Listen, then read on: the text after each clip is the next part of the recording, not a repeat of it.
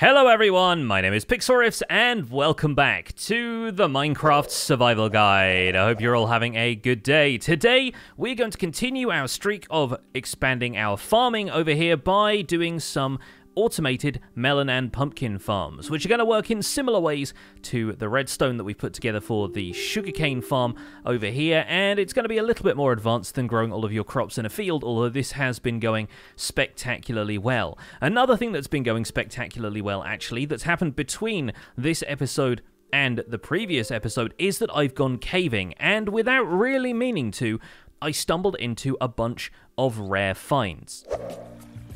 And then let's see what's inside chest number 1. Oh, look at you. Incredible. All right. Well, that's something to discuss in an upcoming episode then. I almost don't want to take it. We have to, though.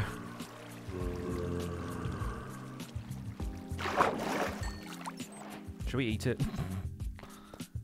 Get rid of the evidence. Deep slate ores can generate like the highest coordinate and the lowest coordinate that stone ores will generate. Give or take the ones that occasionally spawn with patches of both.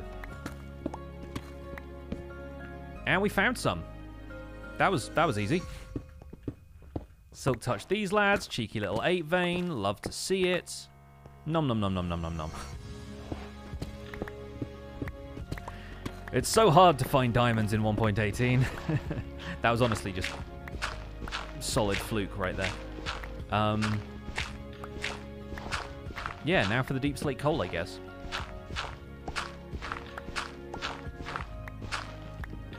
I mean, that is the silk touch one. Cool. Great, so that's 10 blocks of diamond ore I didn't have before. What is this game now? Wait a second. We came out of my lucky tunnel, whatever this was. Deep slate coal! We found it! It's right there, chat! Behind the skeleton! Creeper, no! Okay, very, very carefully, like we're defusing a bomb. Silk touch pickaxe. We got it.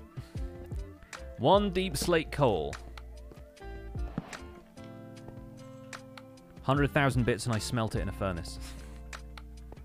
So at this point my ender chest is full of really interesting stuff, and I've been doing a bunch of caving on my live streams just because we've already gone through the basics of caving in the world, and a lot of this stuff is stuff that you will run into more or less at random, so I can't really make an episode with the intent of going out and finding some of this stuff.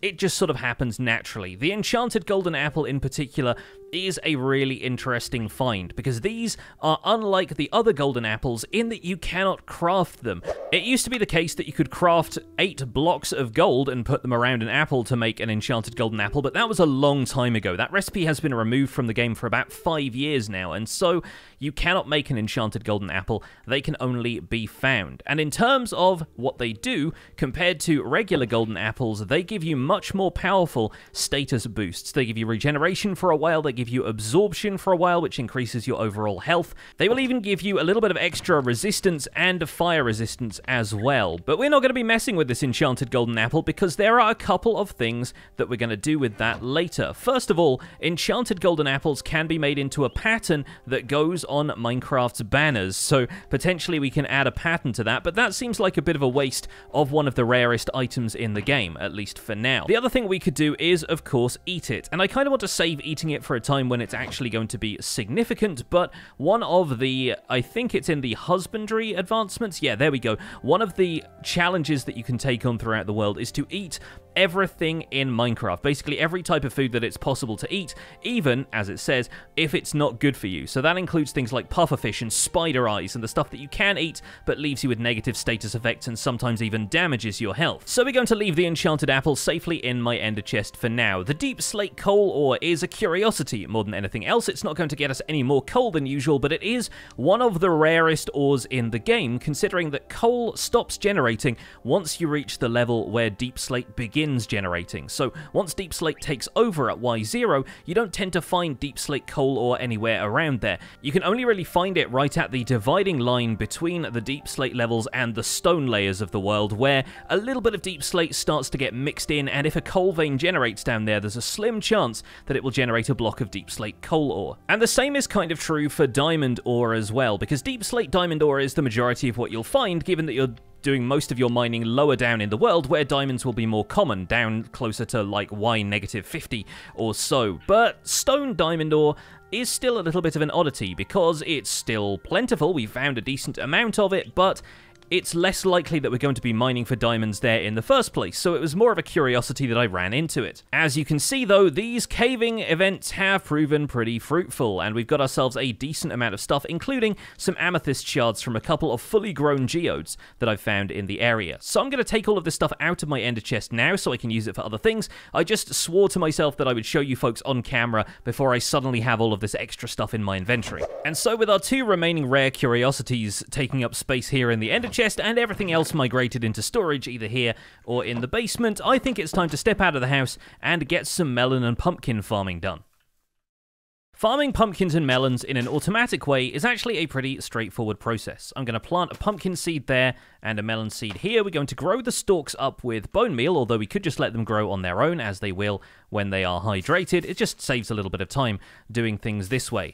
And wow, okay, that melon wasted no time. I'm going to harvest that with Silk Touch, actually, since if we harvest it with Silk Touch, even though it's a pickaxe, which isn't the ideal tool for that, we still get a full melon back instead of melon slices. Unfortunately, we're going to have to deal with melon slices for the remainder of this exercise. An observer facing into a melon or pumpkin stalk will actually output a redstone signal when it detects that a melon or a pumpkin has grown to either side, because the stalk actually goes through a block state change, changing from the straight up stalk like this to one which is connected to the fruit or vegetable in question. Naturally, to harvest the melon or pumpkin once it grows, we need a piston. In fact, we'll need a piston on both sides of this observer to make sure that it harvests whether the melon or pumpkin grows to either side here. We're going to make sure that it doesn't grow there by simply removing the block, placing a water stream there if we want to hydrate the crops using that, or even placing a non-organic block there, something like stone brick, you know, anything that the melon or pumpkin will not grow onto. Around the back here, we're going to place a wood plank behind the observer, and we're going to place a redstone dust next to it behind the piston.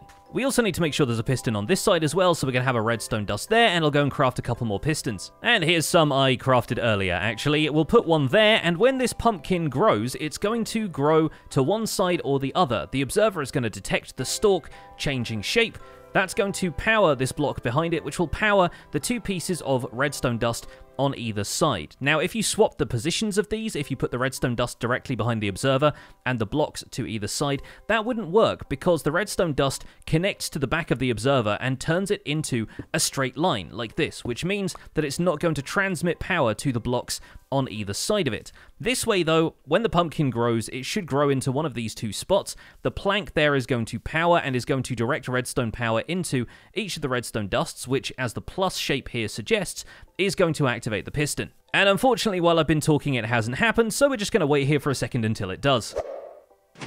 There we go! It happened in an instant, but it happened, and we have one pumpkin on the floor in front of this thing. So if we had set this up already, we would have a water stream running down here into a hopper that would collect all of the melons and pumpkins as they grow, and deposit them all via hopper into a storage chest. And the reason I'm happy with using a water collection system here compared to in the sugarcane farm is because the piston is only breaking the block in front of it. It's not breaking a block above it in the way that it does with a 3-block tall sugarcane. And in that case, it is much more consistent that it pushes it off the block and into the water stream. We might occasionally see some slices of melon lingering on the dirt in front of this, but honestly, a couple of slices of melon here and there is not going to break the bank. And melons and pumpkins are perhaps a little bit less useful than sugarcane, because sugarcane can be crafted into paper, which means maps and fireworks and all kinds of other stuff in the future. Whereas melon slices are useful for potion brewing, and melons themselves can be crafted into blocks, traded with villagers, and built with if you feel like building a wall out of fruit, but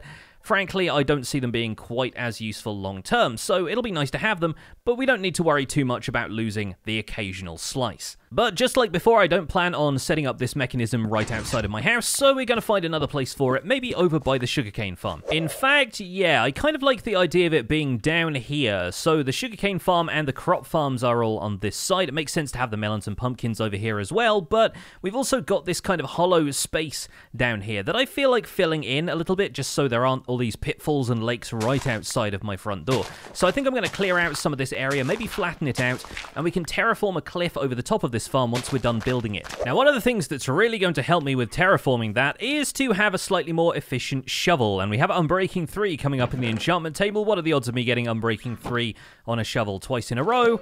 Oh, we got Fortune 3. Oh, gosh. Okay, that's a bit of a dilemma because I don't really like having Fortune 3 on a shovel. A lot of the time I end up using my shovels to dig up gravel, and Fortune 3 will always turn the gravel into flint, which isn't all that useful beyond making the occasional flint and steel. So I think we'll keep this one around, and we can still use it to dig up dirt. We'll just have to be a little bit careful about where else we use it. The other cool thing, though, is that with Efficiency 4 on this shovel, that is actually the luckiest enchantment that I think I've had the entire time. Efficiency 4 will allow us to instantly mine grass and dirt blocks. Only Efficiency 3 is required to mine dirt, but Efficiency 4 on a diamond shovel will mine grass as well, instantly. And so, once you're doing slightly larger scale terraforming projects like this, having an Efficiency 4 shovel is pretty much essential. It is really useful to be able to just take out blocks that quickly. And while we don't have ways of doing it quite yet, there are even ways that you can mine stone that quickly later in the game as well. That's a long way off though, so we'll get to talking about that in a far future episode. For now, we're just going to fill in this lake with dirt blocks, and hopefully that should give us a large enough area that we can set up our pumpkin and melon farm.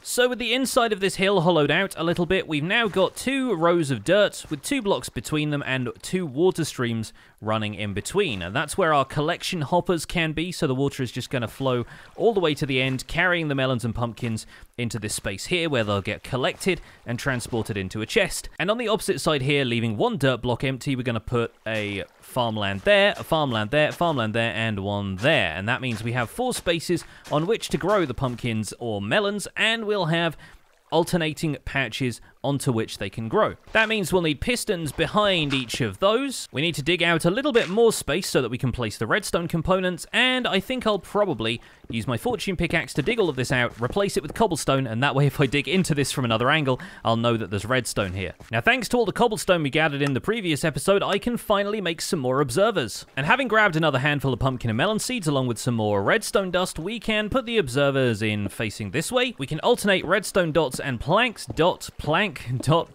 like so. And I think we'll make this module here pumpkins, then make a bunch of noise growing them up with bone meal. Naturally, we're going to be doing the same on the opposite side, and we'll probably put pumpkins over here as well. We will need to make sure there's some light in here so that these things can grow, although they seem to have adequate light just from the angle of the sun right now. And there's our first pumpkin, look. Hey, it grew right in front of our eyes. And we built the same thing mirroring it on the opposite side, and a pumpkin grew in the time that it took me to go and craft more pistons. So there we go, we got another pumpkin out of it as well. Now, the cool thing is we can stack these farms on top of each other, and it used to be the case that melons and pumpkins would need a block of space above the stalk here for it to grow. Thankfully, no longer the case, so we can actually build our next row of the farm right up here and make it a 4-block tall farm that will grow melons and pumpkins inside the same space. Which is going to mean I need to waterlog this slab here for the water source for the farm above, because it just ended up flooding half of my redstone. But I haven't even finished building this farm yet, and it's already given me 5 pumpkins, so I think it's going pretty well so far.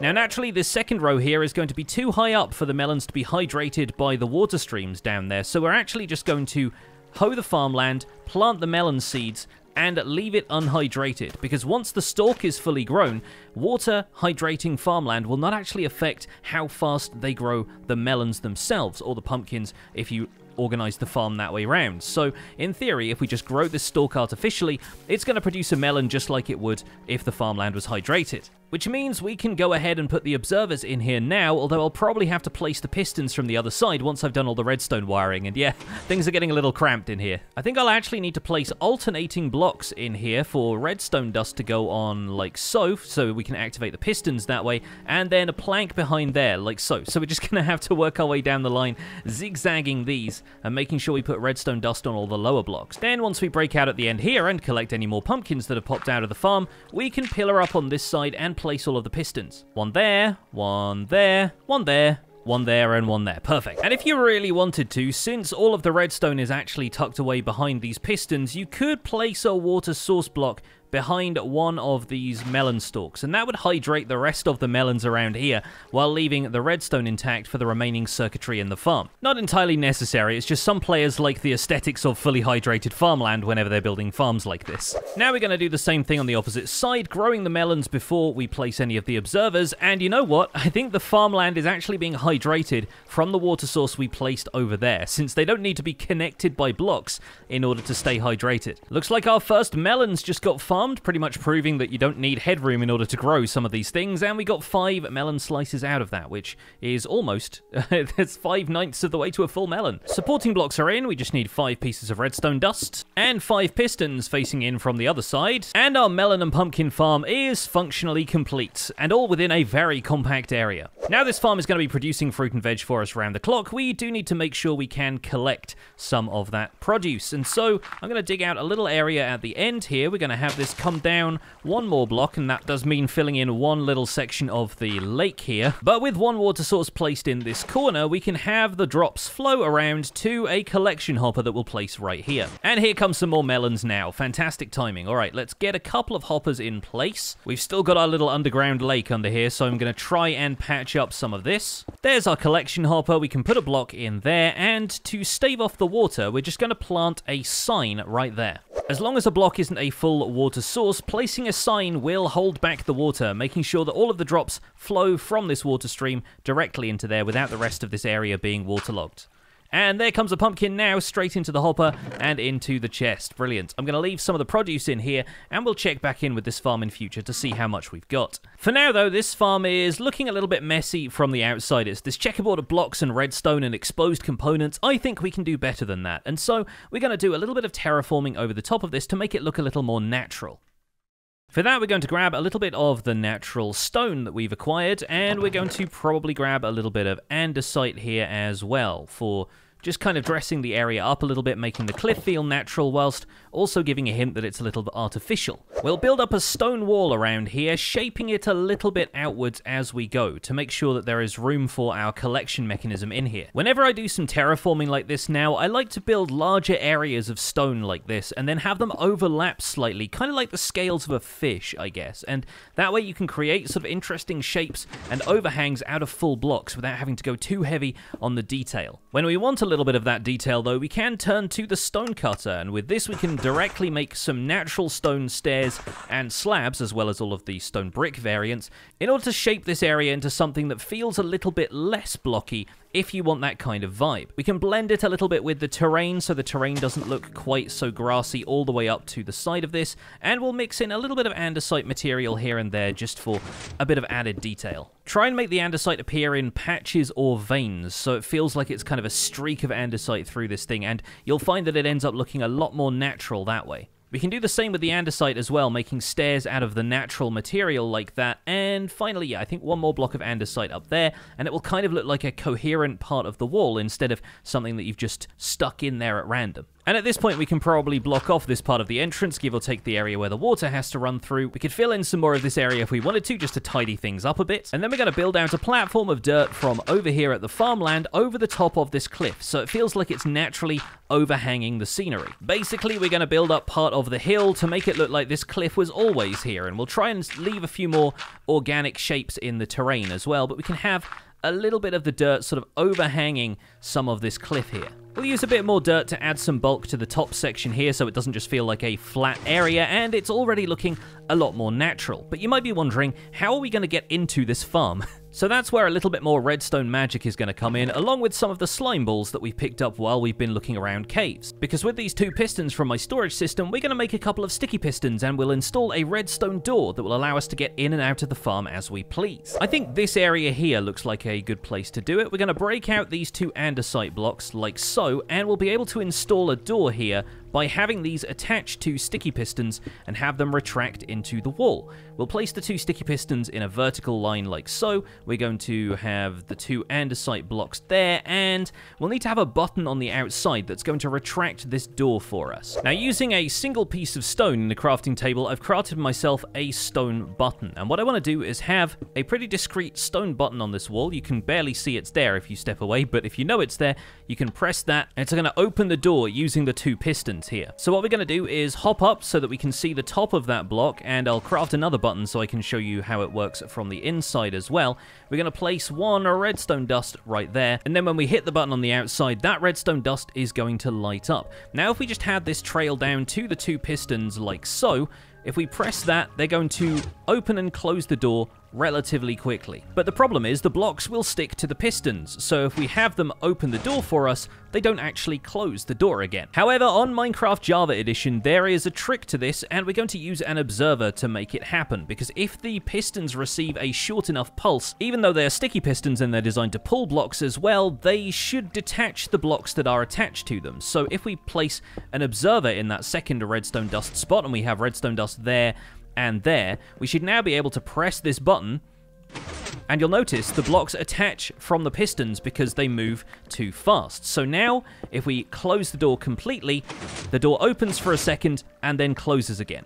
And it works the same from the outside. If we press this stone button, the door will open very briefly and close again. So all we need to do is walk up to this, hit the button, walk through, and it'll close harmlessly behind us. While I'm in here, I probably want to make sure there's a platform I can stand on so that I can leave very quickly without it closing on top of me. Because if it does, if I stand in here, I'm going to end up getting kicked out and taking a little bit of suffocation damage when I do. If you're confused about why powering this block here is activating both of these pistons, then don't worry, so am I. It's a confusing aspect of redstone that is called quasi-connectivity, and it basically allows a piston like this to be powered diagonally by a block in this space here, activating this lower piston. There isn't really a satisfying explanation I can give for how this works as a footnote to this larger episode, so don't worry, we'll get into the mechanics of that another time, but it's a very useful aspect of Java Edition pistons, which unfortunately isn't the same on Bedrock Edition. So on Bedrock Edition, we would have to design this door a little bit differently.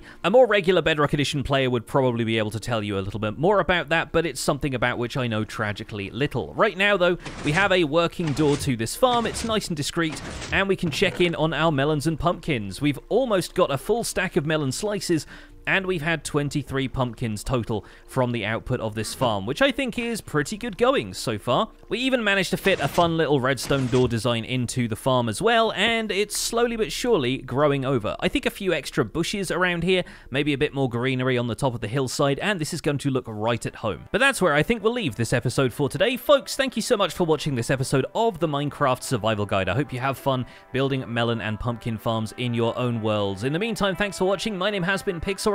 Don't forget to leave a like on this episode if you enjoyed it, subscribe if you want to see more, and I'll see you soon. Take care, bye for now.